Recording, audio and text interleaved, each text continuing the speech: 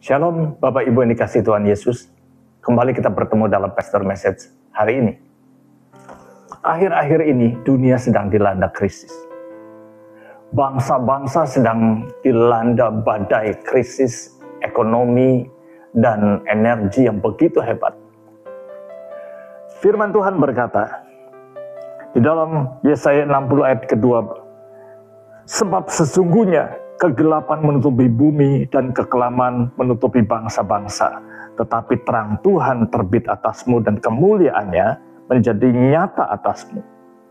Firman Tuhan sudah mengatakan terlebih dahulu, jauh ketika sebelum hal ini terjadi. Tahun depan akan banyak negara yang mengalami kebangkrutan. Ada sebuah kisah di dalam Markus pasal yang ke-6. Dalam kisah itu diceritakan bagaimana murid-muridnya menghadapi badai. Kapal atau perahu mereka hampir tenggelam. Nah, cerita ini mengajarkan kepada kita beberapa hal, bagaimana kita belajar menyikapi ketika menghadapi krisis itu.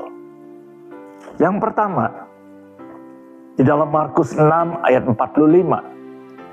Sesudah itu Yesus segera memerintahkan murid-muridnya naik ke perahu dan berangkat lebih dahulu ke seberang, ke Betsaida. Sementara itu ia menyuruh orang banyak pulang. Bapak Ibu dikasihi Tuhan, kita lihat sebelum peristiwa murid-murid ini menghadapi badai, Yesuslah yang memerintahkan murid-muridnya untuk pergi ke seberang. Ayat ini berkata bahwa Tuhan mengizinkan murid-muridnya untuk menghadapi badai. Atas izin Tuhan, murid-muridnya masuk ke dalam badai yang begitu hebat. Jadi setiap hal, badai yang mungkin akan kita hadapi di dalam kehidupan ini, ataupun sedang kita hadapi saat ini, badai apapun itu, badai rumah tangga, badai pekerjaan apapun itu, kita mesti ingat bahwa Tuhan mengizinkan akan hal itu. Ada sebuah statement yang mengatakan bahwa Tuhan tidak pernah salah mengizinkan masalah datang dalam hidup kita. Bapak Ibu, memang Tuhan tidak pernah salah, karena Tuhan yang mengatur segala sesuatunya.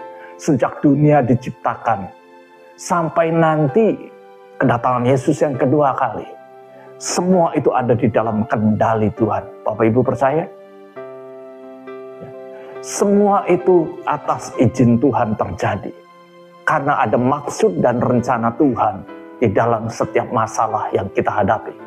Yang kedua, dalam Markus 6 ayat 48, firman Tuhan berbunyi, ketika ia melihat betapa payahnya mereka mendayung karena angin sakal, maka kira-kira jam 3 malam ia datang kepada mereka berjalan di atas air, dan ia hendak melewati mereka.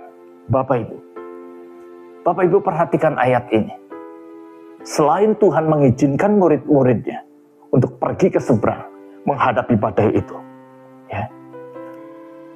Yesus sendiri melihat, Yesus sendiri matanya tidak pernah lepas daripada murid-muridnya.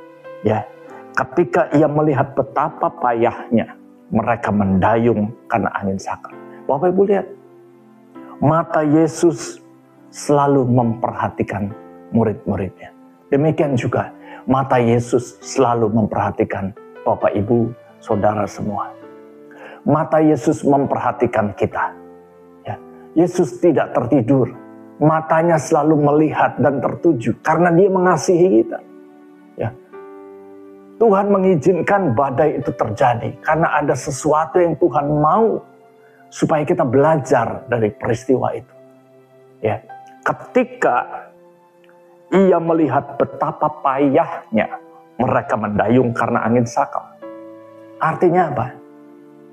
Tuhan menanti waktu yang tepat untuk menolong. Tuhan memiliki waktu ketika dia harus bertindak. Ya, ketika murid-muridnya sudah payah sekali menghadapi itu. Ya, dengan pengetahuannya, dengan keahliannya sebagai seorang nelayan, Tuhan sepertinya mengizinkan murid-muridnya. Sepertinya Tuhan membiarkan murid-muridnya menghadapi sendiri badai itu. Dan ketika sampai di titik tertentu, murid-muridnya sudah tidak sanggup. Yesus hadir untuk menolong.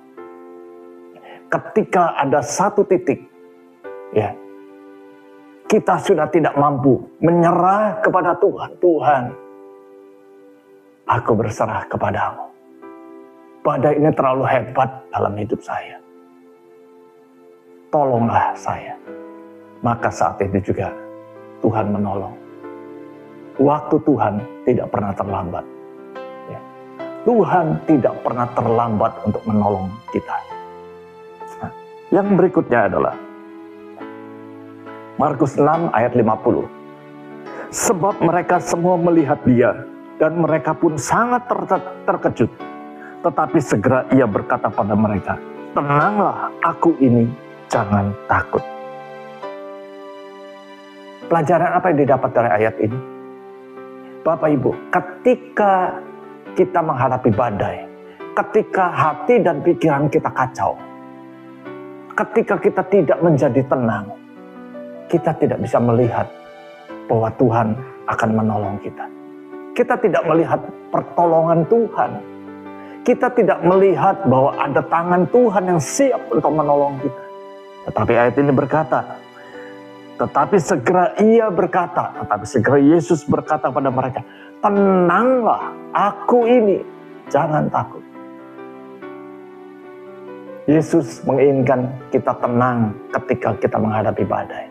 Karena dengan tinggal tenang, ya, kita dapat melihat pertolongan Tuhan datang atas hidup kita. Ketika kita tenang, ketika kita tetap percaya kepada Yesus, maka kita dapat melihat pertolongan Tuhan datang tepat pada waktunya. Ya. Dengan pikiran tenang, kita bisa melihat Tuhan dengan benar. Kita tidak salah di dalam melihat Tuhan. Murid-muridnya di dalam kepanikan, mereka hanya melihat itu hantu, padahal itu Tuhan. Murid-muridnya salah melihat siapa Tuhan. Ya.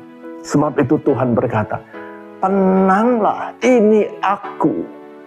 Tuhan Yesus berkata, ya, jangan sampai di dalam kekacauan, di dalam badai krisis yang mungkin sedang kita hadapi, badai penyakit yang sedang kita hadapi, ya, badai krisis ekonomi, energi akan melanda banyak bangsa-bangsa. Tuhan mau kita punya sikap tenang. Kita tenang di dalam hadirat Tuhan. Kita menantikan pertolongan Tuhan. Karena dengan tenang kita bisa melihat, oh, itu Tuhan yang siap untuk menolong kita. Bapak Ibu,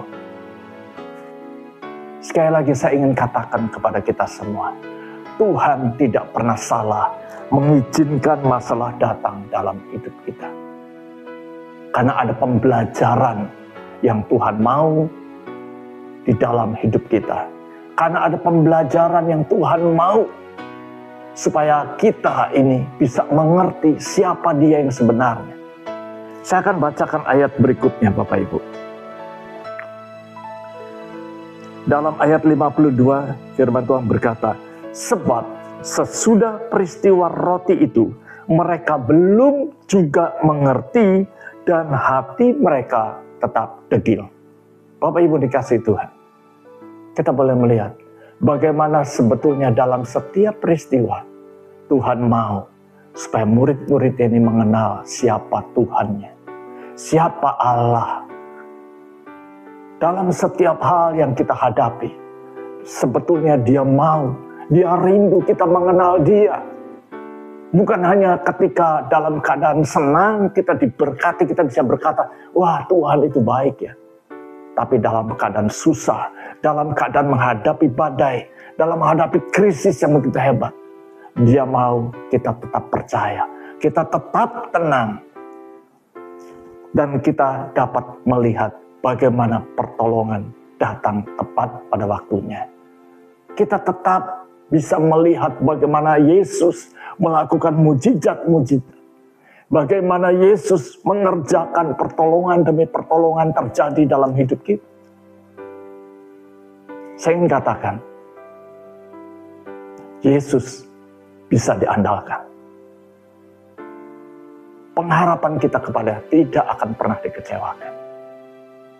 Karena Dia mengasihi saya dan mengasihi Bapak Ibu semua. Amin. Demikian saya sampaikan pastor message hari ini. Tuhan Yesus memberkati kita semua. Shalom.